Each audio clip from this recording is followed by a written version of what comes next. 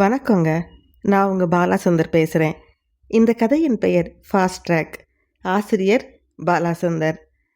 இதுவரை சேனலை சப்ஸ்கிரைப் பண்ணாதவங்க சப்ஸ்கிரைப் பண்ணிடுங்க. அப்புறம் முக்கியமாக ஷேர் பண்ணுங்கள். இந்த கதை நிறைய பேரை போய் சென்றடையணும். நிச்சயம் இந்த கதை உங்கள் வாழ்க்கையில் பல மாற்றங்களை நிகழ்த்தும். முக்கியமான மாற்றங்களை நிகழ்த்தும். சேனலை சப்ஸ்கிரைப் பண்ணிட்டீங்கிற நம்பிக்கையில் இப்போ உங்களை கதைக்குள்ளே அழைச்சிட்டு போகிறேன். வாங்க கதைக்குள்ளே பயணிக்கலாம். அத்தியாயம் 2. அடையார் வந்த பிறகுதான் தனது வீட்டின் டிவி ரிமோட்டிற்கு பேட்டரி வாங்க வேண்டும் என்பது அவனுக்கு நினைவுக்கு வந்தது. காரை நிறுத்திவிட்டு எதிர் ரோட்டில் இருந்த ஒரு சூப்பர் மார்க்கெட்டிற்குள் நுழைந்தான். அது ஒரு அதிநவீன சூப்பர் மார்க்கெட். ஒரு மாபெரும் காம்ப்ளெக்ஸில் அந்த சூப்பர் மார்க்கெட் அமைந்திருந்தது. அந்த காம்ப்ளெக்ஸில் இன்னும் 10-15 கடைகள் இருந்தன. கடைக்குள் சென்றதும் கடையை சுற்றி பார்த்தான் கிருஷ்ணா. சில பொருட்களை கையில் எடுத்து வைத்துக்கொண்டு மனதில் ஏதோ கணக்கு போட்டான். பின்னர் தனக்கு தேவையான பேட்டரியை மட்டும் வாங்கி கொண்டு பில் கவுண்டருக்கு சென்றான். அப்போது அக்கடையின் கண்ணாடி கதவுகளை தள்ளிக்கொண்டு ஒரு சிறுவன் உள்நுழைந்தான். கிருஷ்ணாவை இடித்தபடி பில் கவுண்டருக்கு வந்த சிறுவன் கிருஷ்ணாவிடம், "அண்ணா சாரி, அவசரத்தில் இடிச்சிட்டேன்" என்று மன்னிப்பு கேட்டான். கிருஷ்ணா சிறுவனை பார்த்து புன்னகைத்தான். அந்த சிறுவனின் தோளில் ஒரு காலேஜ் பை தொங்கியது. அந்த பையில் இருந்து ஒரு பாலித்தீன் கவரை எடுத்து பில் கவுண்டரில் வைத்தான். அந்த கவரில் மல்லிகைப்பூ சரமாக கட்டி பந்து போல உருட்டி வைக்கப்பட்டிருந்தது. கவுண்டரில் இருந்த ஆளிடம், "பிரதர், மல்லிகைப்பூ தான் இன்னைக்கு கொண்டு வந்திருக்கேன்" என்று சொன்னான் சிறுவன். "பூ ஆர்டரை நாளிலிருந்து கேன்சல் பண்ணிக்கலாம்ப்பா, ஓனர் வேணான்னு சொல்லிட்டாரு" என்றான் பில் கவுண்டரில் இருந்த ஆள். அடுத்த வினாடி அச்சிறுவனின் முகம் ஒளியிழந்து போனது. "இந்த காம்ப்ளெக்ஸில் உங்களை வச்சு தான் ஆர்டர் பிடிக்கலாம்னு நினச்சேன் சார்.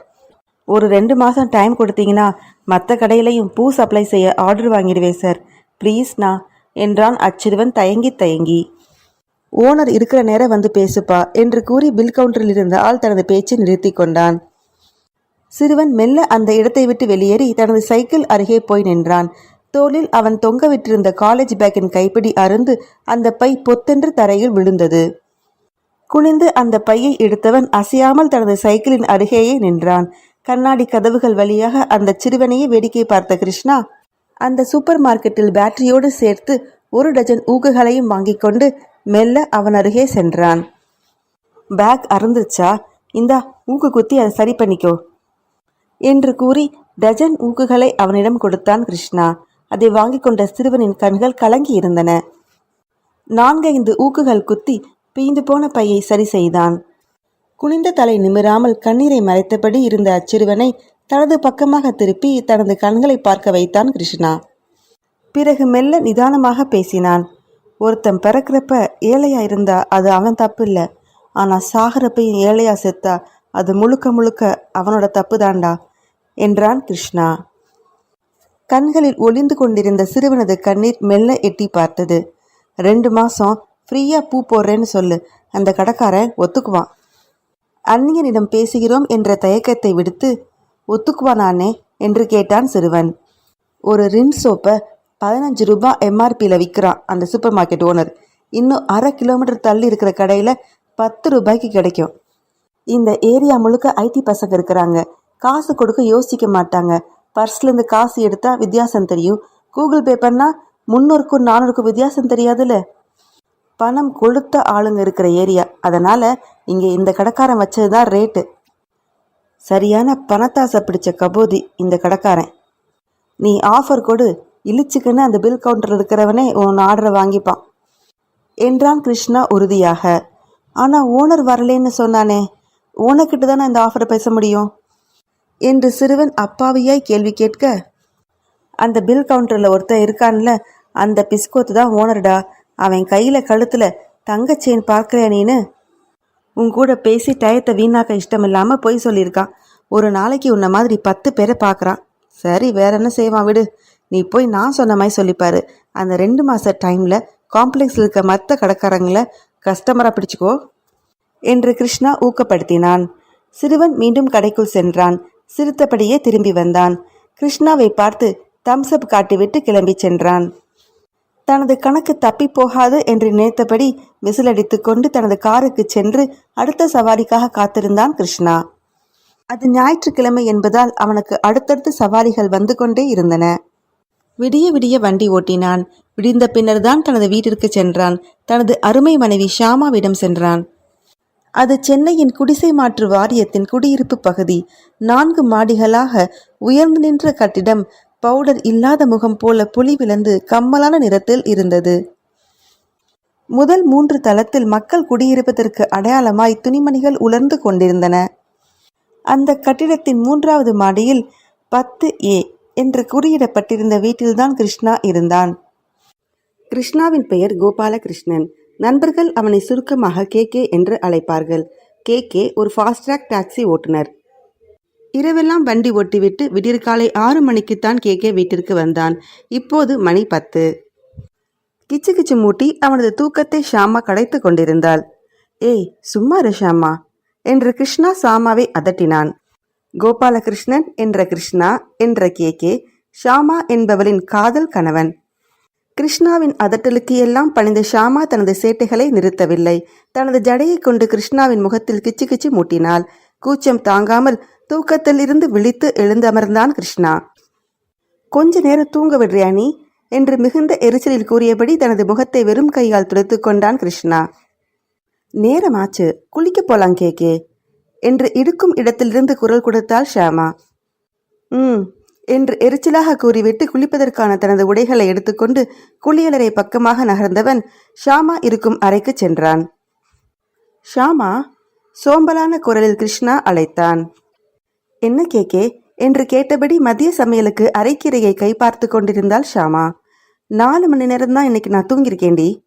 தாசன்னு காலையில இருந்து 2 தடவை உன்னை தேடி வந்தாச்சு KK. எதுக்கு வந்தாரு? உன்கிட்ட தான் பேசணுமா, அவசரம்னு சொன்னாரு. ஓ சரி என்றவன் சோம்பலாக பல் தேய்க்க ஆரம்பித்தான். 2 நிமிடங்கள் கழிந்த பிறகு ஷாமா ஷாமா பால்கனியில் நின்றபடி குளிப்பதற்கு தேவையான பொருட்களை கையில் வைத்திருந்தபடி கத்தினான் கிருஷ்ணா. என்ன KK? கீரையை கை பார்த்தபடியே கேட்டாள் ஷாமா. எழுந்து என்கிட்ட வாடி, எவ்வளவு தூரம் கத்தி பேச முடியும் என்று எரிச்சல் பட்டான் கிருஷ்ணா. இது என்ன காலங்காத்தால என்கிட்ட சிடுசிடுன்னு கத்துற என்று கோபப்பட்டபடி எழுந்து கிருஷ்ணாவின் அருகே வந்த ஷாமாவிடம் பாத்ரூம்ல தண்ணி வருதாடி என்று கிருஷ்ணாவும் எரிச்சலாக கேட்டான். தண்ணி வருமே KK, காலையிலேயே 3 தடவை மோட்ரு போட்டு ஏற்றி வச்சேனே என்று கேட்டபடியே டேப்பை திறந்து பார்க்க குளியலறைக்குள் நுழைந்தாள் ஷாமா. அவளின் பின்னே கிருஷ்ணாவும் போனான். ஷாமா டாப்பை திறந்ததும் தண்ணீர் புது புதுவென வந்தது. தண்ணி வருதுல, எதுக்கு காலங்காத்தால எரிஞ்சு விழுற என்று ஷாமா கடுகடுத்த போது பாத்ரூம் கதவுகளை மூடினான் கிருஷ்ணா. அவனை பொய் கோபத்துடன் பார்த்து, பொய் சொன்னியா KK? ஆனா நீ பொய் பேச மாட்டியே KK. காலங்காத்தால ரொமான்ஸ் பண்ணி என்ன ஐஸ் வைக்க பார்க்குறியா என்று குற்றம் சாட்டினாள் ஷாமா. நான் பொய்யே பேசலையே, டேப்ல தண்ணி வருதான்னு கேட்டேன். வருது வரலன்னு சொன்னா விஷயம் முடிந்தது. விசாரணை செய்கிற மாதிரி பாத்ரூமுக்குள்ளே வந்த, இப்போ வசமா சிங்கத்தின் கூண்டுக்குள்ளே சிக்கிக்கிட்ட. அப்புறம் என்ன சொன்ன? ரொமான்ஸா? சேச்சே, அந்த நல்ல விஷயம் பண்ணவா நான் இப்போ கதவை போட்டுனேன். நான் இப்போ பண்ண போகிறது ரொம்ப ரொம்ப கெட்ட விஷயம் ஷாமா. எதிர்பார்க்காத வேளையில் காதல் திமிரு பிடித்த கிருஷ்ணாவிடம் சிக்கிக்கொண்ட ஷாமா அதிர்ச்சியில் அட கடன்காரா என்றபடி ஒரு கப் நிறைய தண்ணீரை எடுத்து அவன் மேல் ஊற்றினாள். நனைந்துவிட்ட தனது உடலை குனிந்து பார்த்த கிருஷ்ணா மெல்ல நிமிர்ந்து, கடன்காரனுக்கு வட்டி கட்டணும் ஷாமா என்று கூறியபடி அவளை நெருங்கினான். அத்தியாயம் 3. குளித்துவிட்டு வந்தவன் நேராக சாப்பிட அமர்ந்தான். நனைந்துவிட்ட உடைகளை மாற்றிவிட்டு அழகிய மஞ்சள் நிறத்தில் புறவை கட்டிக்கொண்டு அவனுக்கு முன்னதாகவே சாப்பாட்டு டேபிளின் அருகே வந்திருந்தாள் ஷாமா. சாப்பாட்டு டேபிளில் வழக்கம் போல நன்று கழுவிய 6 வெண்டைக்காய்களும் ஒரு கொய்யாப்பழமும் இருந்தன. நீ சாப்பிட்டியா ஷாமா என்று கிருஷ்ணா கேட்க, 7 மணிக்கு 3 கொய்யாப்பழம் சாப்பிட்டாச்சு, நீ தான் லேட்டு என்ற ஷாமா அவனுக்கு குடிப்பதற்கு தண்ணீர் எடுத்து வைத்துவிட்டு ஈர தலைமுடியை துவட்டியபடியே உள்ளறைக்குள் சென்றாள். படுக்கையறை, வரவேற்பறை என 2 அறைகள் கொண்ட வீடு அது. அடுக்கலையும் வரவேற்பறையும் பார்ட்னர்கள். உனக்கு பாதி எனக்கு மீதி என்று தங்களுக்குள் ஒப்பந்தம் செய்து கொண்டிருந்தன அவை 2ம். வரவேற்பறையை தாண்டி சென்றால் ஒரு சிறிய பால்கனி. பால்கனியின் அகலத்தை மொத்தமாக உபயோகப்படுத்தி கொண்டது ஒரு பெரிய சிமெண்ட் தொட்டி. அதில் 3 அடி உயரத்தில் வெண்டைக்காய் செடிகள் குலுங்கி சிரித்து கொண்டிருந்தன. டீ தூளும் முட்டை ஓடுகளும் வெண்டை செடி உட்கார்ந்திருந்த மண்ணில் தூவப்பட்டிருக்க சாம்பல் தாராளமாக இலைகளில் தூவப்பட்டிருந்தன. பூச்சி பொட்டு வராமல் இருக்க அந்த செடிகளில் தெளித்துவிடப்பட்டிருந்த வேப்பெண்ணெய் வாசம் ஆளை தூக்கியது. அச்செடிகளில் கிருஷ்ணாவிற்கு காலை உணவாக பலியான 6 வெண்டைக்காய்கள் தவிர இன்னும் 10-15 வெண்டைக்காய்கள் இருந்தன. பால்கனியை ஒட்டி குளியலறையும் கழிப்பறையும் தனித்தனியாக இருந்தன. பால்கனியின் தரையில் எல்லாம் குட்டி குட்டி பூந்தொட்டிகள் நில ஆக்கிரமிப்பு செய்திருந்தன. மணி பிளான்ட் பக்கத்து தொட்டிக்காரரிடம் சதா ரகசியம் பேசியபடி அதனுடன் ஒட்டி உறவாடி கொண்டிருந்தது. இது போக கயிற்றில் தொங்கவிடப்பட்டிருந்த சிறு தொட்டியில் கேரட் செடியின் இலைகள் தலை தூக்கியபடி இருந்தன. அதற்கு ஊட்டம் தரும் விதமாக சொசைட்டியில் கிடைக்கும் மனித கழிவின் உரம் தூவப்பட்டிருந்தது. மனித கழிவு என்பது மனிதனின் மலக்கழிவு பிளஸ் சாம்பல். இது பயோ டாய்லெட் முறையில் சேகரிக்கப்பட்ட இயற்கை உரம். இதில் சிறிதாக கூட துர்நாற்றம் இருக்காது. கை உறைகள் ஏதுமின்றி வெறும் கைகளினால் அள்ளி தூவலாம். கிருஷ்ணாவின் 2 பத்தி வீட்டின் எதிரே இன்னொரு குருவிக்கூடு வீடு. அதிலும் 2 அறைகள்தான். அந்த கட்டிடத்தின் வெளிச்சுவர்கள் எல்லாம் தூசியோடு சேர்ந்து நீல நிற பெயிண்டையும் முகத்தில் அப்பிக் கொண்டிருந்தன. அந்த 4 மாடி கட்டிடத்தில் மொத்தம் 8 வீடுகள். தளத்திற்கு 2 என்ற கணக்கில் மொத்தம் 8 வீடுகள் இருந்தன. இது போக ஒரு மொட்டை மாடி. மொட்டை மாடியின் தரையில் பதித்த ஓடுகள் எல்லாம் உடைந்து கிடந்தாலும் அதன் தளம் 8 கருப்பு நிற சின்டெக்ஸ் டேங்குகளை தாங்கிக் கொண்டு இருந்தது. அந்த கருப்பு சின்டெக்ஸ் டேங்குகளின் நிழலில் அமர்ந்தபடி பல நாள் கிருஷ்ணாவும் ஷாமாவும் அந்திவானத்தில் வானில் அங்கும் இங்கும் பரபரப்பாக அலைந்து திரியும் மேகங்களின் அழகை ரசித்து இருக்கிறார்கள். இதுவே கிருஷ்ணாவின் ஹோம் டூர். கிரீச் கிரீச் என்று கத்தும் டேபிள் ஃபேனின் இரைச்சல் கிருஷ்ணாவை நிம்மதியாக சாப்பிட விடவில்லை. எழுந்து சென்று டேபிள் ஃபேனை அணைத்தான் கிருஷ்ணா. மீண்டும் சாப்பிட அமர்ந்தவன் கொய்யாப்பழத்தை மென்று விழுங்கும்போது அதன் இனிப்பு தொண்டைக்குள் இறங்குவதை கண்களை மூடி ரசித்தான். அவனது முகத்தின் மீது இப்போது ஷாமாவின் விரல்கள் உரசிச் சென்றன.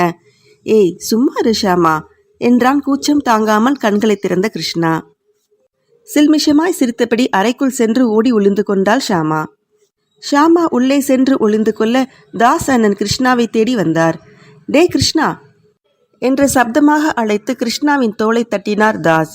என்ன தாசண்ணே, 15B வீடு இப்ப காலியா இருக்குல்ல, அதை என்னோட மச்சினிச்சு கேட்குறா. கவுன்சிலர் ஆளுங்க கிட்ட பேசி அந்த வீட்டை வாங்கி கொடேன். 15Bயா?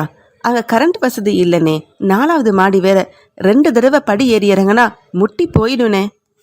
கேபிஎன் டிராவல்ஸ் டிரைவராக புருஷன் இருந்தான். 4 நாள் முன்ன கொடைக்கானல் ட்ரிப் போனப்போ ஆக்சிடென்ட் ஆகிடுச்சு. புருஷன்காரன் ஸ்பாட்டில் அவுட்டு, 2 பிள்ளைங்க. அந்த பொண்ணோட கொழுந்தங்காரன் வீட்டை காலி பண்ண சொல்லிட்டான். உறவுன்னு சொல்லிக்க என் பொண்டாட்டி தவிர யாரும் இல்லை கிருஷ்ணா. வேற எங்கேயும் போய் அண்ட முடியாது. இப்போ என்கிட்ட உதவின்னு கேட்குது அந்த பொண்ணு. என்னால் மறுக்க முடியல. எப்படி இருந்தாலும் அட்ஜஸ்ட் பண்ணிக்கிடுண்டா. அவ புருஷன் நம்ம ஜாதிக்காரனை போயிட்டானே, அதான் மனசு கேட்கல. நீ என்ன சொல்கிற? என்ன தோழரே ஜாதி பேச்சு வருது? டிரைவர் ஜாதியை சொன்னேன் கிருஷ்ணா. அதானே பார்த்தேன். தாசனை வாயிலிருந்து ஜாதிங்கிற வார்த்தை வராதேன்னு. ஒரு 2 நாள் பொறுத்துக்கோ தாசண்ணே. நம்ம ஏரியா கவுன்சிலர்கிட்ட பேசிட்டு அந்த வீட்டுக்கு கரண்ட் கனெக்ஷன் மட்டும் ரெடி செஞ்சு தரேன். வீடு கிடைச்சிடும்ல கிருஷ்ணா, இல்லை இன்னும் 2 இடம் விசாரிக்கவா? கண்டிப்பாக கிடைச்சிடும் தாசண்ணே. கவுன்சிலர் நமக்காக செய்வார். நீ வேற எங்கேயும் அலையாமல் வீட்டுக்கு போ. சரி கிருஷ்ணா என்ற தாஸ் கிருஷ்ணாவின் கைபேசி திரை சட்டென வெளிச்சமாகவும், கால் வருதா கிருஷ்ணா என்று கேட்டார். மேஜையில் இருந்த தனது கைபேசியை பார்த்தவன் ஆமாண்ணே என்று கூறிவிட்டு அழைப்பை ஏற்று ஹலோ என்றான். My speaking to mister Krishna என்றது மறுபக்கம். Yes Krishna here. May I know who is this என்று கேட்டான் கிருஷ்ணா. ஸ்ரீராம் ஃபைனான்ஸ்லேருந்து பேசுகிறோம் சார். வெங்கட் பிரபு சாரோட கார் லோனுக்கு நீங்கள் தான் கேரண்டி கையெழுத்து போட்டிருக்கீங்க. ஆனால் வெங்கட் பிரபு சார் இன்னும் 4 டியூ கட்டாமல் வச்சுருக்காங்க. ஓ அப்படியா? லாக்டவுன் பிரச்சனையில் டேக்ஸ் எதுவும் சரியாக ஓடலை, அதான் சரியாக கட்டியிருக்க மாட்டான். இனி கரெக்டாக கட்டிடுவான். ஓகே சார், இந்த மாதம் கார் லோனை கரெக்டாக கட்ட சொல்லுங்கள். அப்புறம் அந்த கார் லோன் முடிய இன்னும் 2 மாதம் இருக்குது. டாப் அப் செய்கிறீங்களா சார் என்று ஆங்கிலத்தில் மறுபக்கம் கேட்க நோ தேங்க்ஸ் என்று கூறிவிட்டு கைபேசி அழைப்பை துண்டித்தான் கிருஷ்ணா.